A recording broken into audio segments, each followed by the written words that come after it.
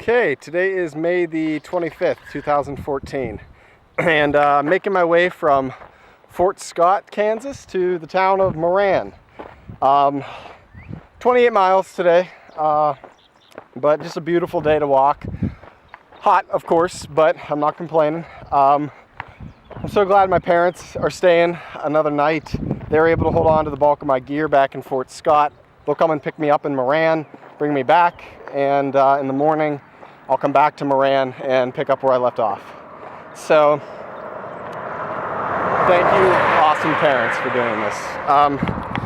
Also today, the land out here, it's just beautiful out here. It really is. There's everything's just so open, but still running into some like little tiny hills. But that kind of leads into this fun fact about Kansas that I wanted to talk about.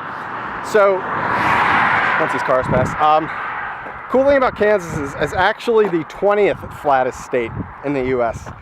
And that's pretty impressive because, you know, the first flattest state is Florida, followed by Illinois. So Kansas is a big number 20. And the reason for this is from, you know, the east side of Kansas all the way to the western side is a gradual uphill climb.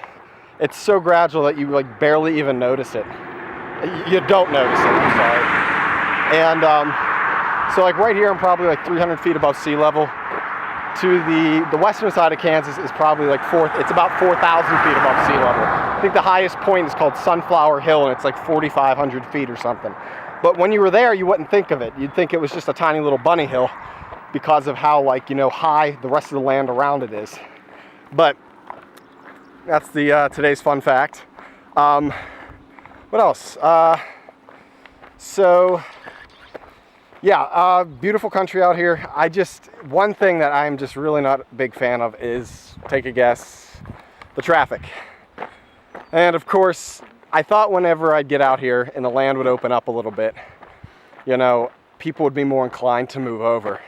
But that doesn't seem to be the case. Like, people just get really close to me.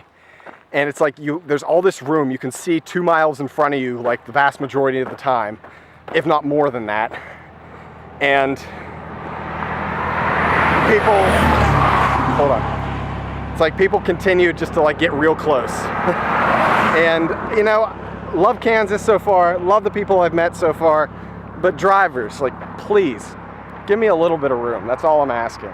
I know it's not every day you see somebody walking on US 54, but I'm here, and, you know, I'm trying to stay off the road as best I can, but I really don't have many roads to choose from walking through this state, so please just give me a little room. I just don't want to get hit by a car. That's all. I hope it's not too hard of a request, but anyways, enough about that. Here's some of the landscape around me right now. So, pretty flat. This is the shoulder I have right now. As soon as I left Bourbon County and walked into Allen County, I got this like big gravel shoulder. So that'll be nice to push stuff on. And then just around me here, it's beautiful out here. It really is. So peaceful, other than the cars. But, all right. I think that about does it for the day. Oh, another thing too, it's just like, there's here in Kansas, the mile markers kind of returned. In Missouri, there were no mile markers to say, like, you know, how far I had gone. It was kind of a nice way to pace myself. They were always on the side of the road. But since there wasn't in Missouri, I was like, geez, I really wish they would come back so I could, like, you know, pace myself a little bit. And they are back in Kansas, but the ones I'm following, like, the next one I'm about to walk past is 351. And yes, that's going down. So you can imagine every time I see one of those, I'm just like, ugh.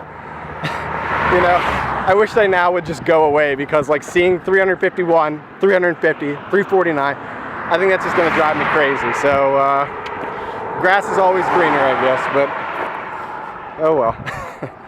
Yeah, well, anyways, that's it for the day. I'll update you tomorrow on my way to Iola, Kansas. Nice short walk tomorrow.